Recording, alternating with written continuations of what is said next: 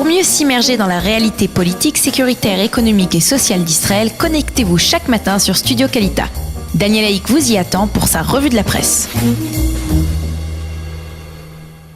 Nous allons commencer cette revue de la presse et des médias israéliens de ce matin, une revue de la presse qui est extrêmement chargée, que l'on peut résumer et débuter en tout cas par un titre que l'on peut voir et que l'on pourra voir dans les deux principaux quotidiens israéliens, le Yediot Aharonot et le Israël Hayom. L'Iran a menti, c'est le titre donc qui est apparu hier soir au début de la prestation exceptionnelle faite à 20h par le Premier ministre Binyamin Netanyahou.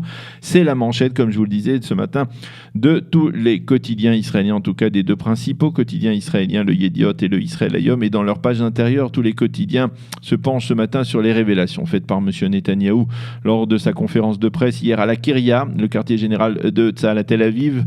Je vous rappelle que M. Netanyahou a annoncé et salué l'impressionnante mainmise des services de renseignement israéliens, en particulier du Mossad israélien, sur une demi-tonne de documents, 55 000 pages, 55 000 fichiers automatiques, fichiers informatiques prouvant que l'Iran a secrètement poursuivi son programme nucléaire, y compris après la signature de l'accord de Vienne.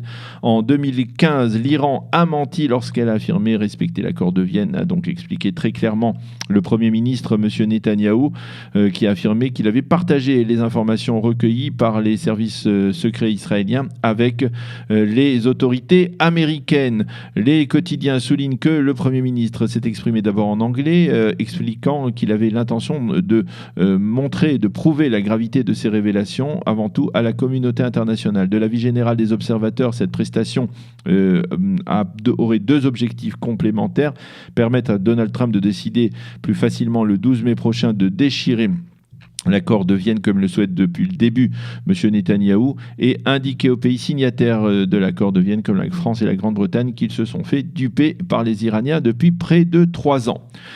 Les journaux citent ce matin en évidence la réaction quasi immédiate de Donald Trump, qui a suivi la conférence de presse de M. Netanyahou en direct à la télévision. Sa présentation prouve que j'ai eu raison à 100%, a déclaré le président américain. Dans 7 ans, cet accord sera révolu selon sa version initiale et l'Iran pourra alors librement produire une arme nucléaire. 7 ans, ce n'est rien.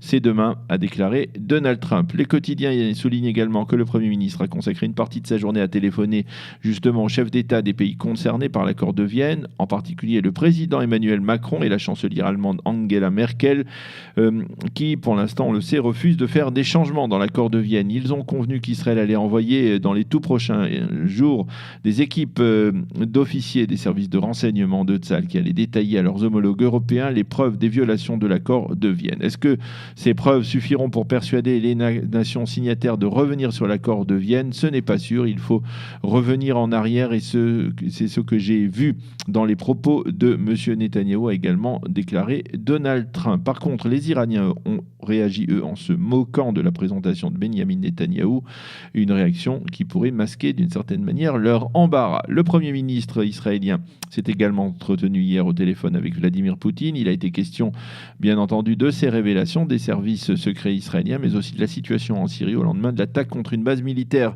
iranienne en Syrie, près de Hama, sur laquelle nous allons revenir dans quelques instants. Poutine et Netanyahou ont convenu de se rencontrer prochainement. Mais au-delà de l'importance diplomatique de ces documents révélés hier, Israël vient, à travers les révélations du Premier ministre, de marquer plusieurs points précieux en matière de services de renseignement. Il n'y a plus seulement le bras long de Tzahal capable de frapper militairement à des milliers de kilomètres du territoire israélien, mais il y a également l'incroyable efficacité des services secrets et des renseignements militaires israéliens capables de récupérer en territoire ennemi une demi-tonne de documents top secret dans le domaine le plus ardu qui soit.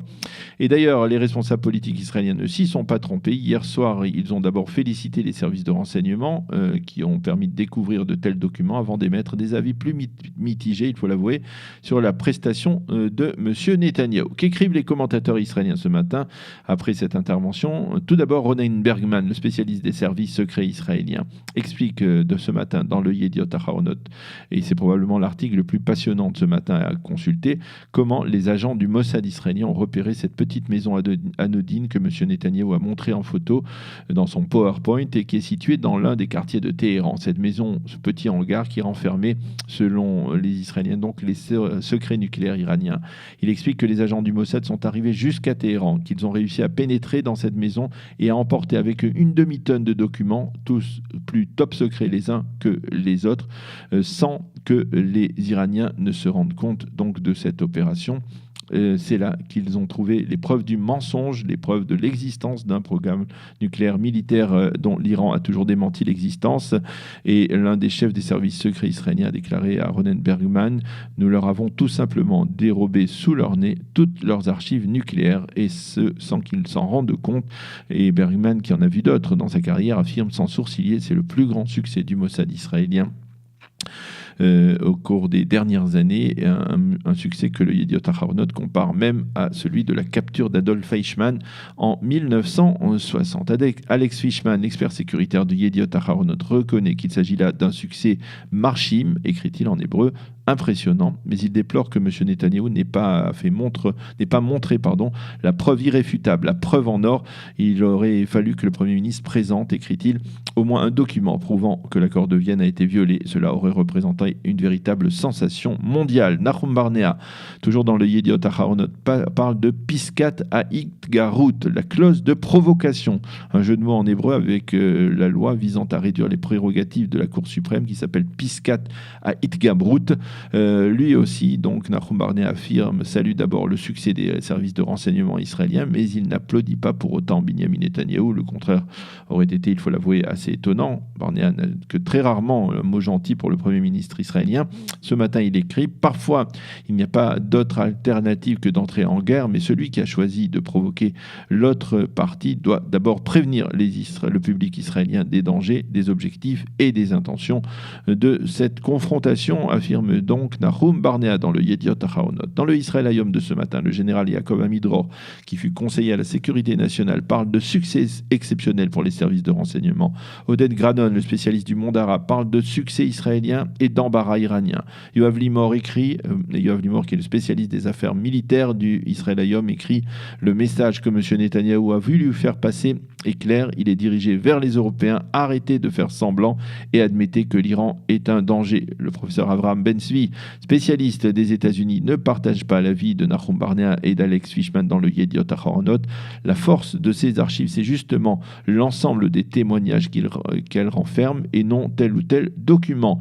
Pour Amnon Lord, le principal éditorialiste du Israël Hayom, Bibi et Trump ne se contenteront pas de moins qu'un nouvel accord de Vienne qui imposera aux Iraniens le démantèlement total de toutes leurs installations nucléaires et un contrôle étroit sur leur programme de missiles balistiques. Pour Lord, la présentation d'hier de M. Netanyahou était importante, mais selon lui, l'attaque de dimanche soir contre une base de missiles iraniens en Syrie, sur laquelle nous allons revenir dans quelques secondes, les plus encore, et d'ailleurs les observateurs israéliens tentent de relier entre les événements importants de ces derniers jours, à savoir la visite éclair du nouveau secrétaire d'État américain Mike Pompeo dimanche en Israël et dans la région, avec une rencontre avec Binyamin Netanyahou, non pas à Jérusalem comme c'est la tradition, mais à la Kiria, justement, à l'état-major de Tsahal. Puis, quelques heures après, cette frappe contre une base militaire iranienne en territoire syrien, une frappe extrêmement violente, massive, qui n'a pas été revendiquée par Israël, mais qui a détruit apparemment plus de 200 missiles balistiques très sophistiqués qui devaient être apparemment remis prochainement au Hezbollah. On peut raisonnablement penser que cette nouvelle opération, qui n'est pas sans rappeler celle de la frappe contre la base T4 il y a quelques semaines, est l'œuvre de l'armée de l'air israélienne qui aurait même tiré ses missiles destructeurs, cette fois non pas à partir du ciel libanais comme lors de l'opération contre la base T4, mais à partir du ciel jordanien. Les journaux reviennent également sur cette frappe d'une puissance sans précédent et citent des estimations israéliennes sur une riposte iranienne possible. Côté israélien, on estime que la riposte iranienne ne sera pas immédiate, et ce afin de ne pas donner à Donald Trump un prétexte pour annuler l'accord de Vienne le 12 mai prochain. Il faut encore souligner qu'hier après-midi, avec l'annonce du discours de Binyamin Netanyahou et la réunion exceptionnelle du cabinet restreint pour la sécurité nationale, des rumeurs de confrontation directe, de guerre ont circulé sur les réseaux sociaux, guerre entre Israël et l'Iran, bien entendu. Pour revenir aux commentaires liés Et voilà donc pour les commentaires liés à la présentation de Binyamin Netanyahou hier. Pour les autres titres de la presse israélienne, en bref, ce matin, la rentrée parlementaire est intervenue, vous le comprenez, dans une tension sécuritaire donc sérieuse. En effet, de manière tout à fait exceptionnelle, le Premier ministre a annulé son discours qu'il devait prononcer à l'occasion de cette rentrée, et ce à cause de la réunion du cabinet restreint pour la sécurité nationale qui s'est tenue dans l'après-midi sur le dossier iranien. Ce n'est qu'après le discours du Premier ministre que les travaux parlementaires ont véritablement débuté, avec un premier débat sur la loi sur la nationalité et le vote d'une loi permettant au cabinet restreint justement pour la sécurité nationale de déclencher un conflit, de déclencher une guerre sans pour autant consulter l'ensemble du gouvernement israélien. Et puis dans la catastrophe des jeunes emportés par le torrent la semaine dernière, la police a durci les soupçons contre le directeur pédagogique de la Mechina de Bnei Tzion, Aviv Berdichev, de négligence criminelle à acte ayant entraîné la mort. La nuance juridique est importante, elle a provoqué la colère de l'avocat de Berdichev, Tzion Amir, qui ne comprend pas que l'on puisse ainsi accuser son client. Les journaux indiquent également qu'il a été assigné à résidence. Quant au directeur de la Mechina, Yuval Kahn, il reste toujours suspect de négligence criminelle. Voilà donc pour cette revue de la presse et des médias israéliens. Nous allons marquer une pause rapide et nous nous retrouvons dans quelques instants avec Meir Matzri qui est arrivé et avec lequel nous allons commenter donc cette actualité particulièrement brûlante, actualité sécuritaire, diplomatique et régionale.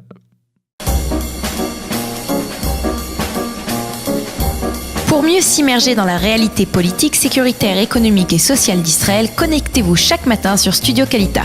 Daniel Haïk vous y attend pour sa revue de la presse.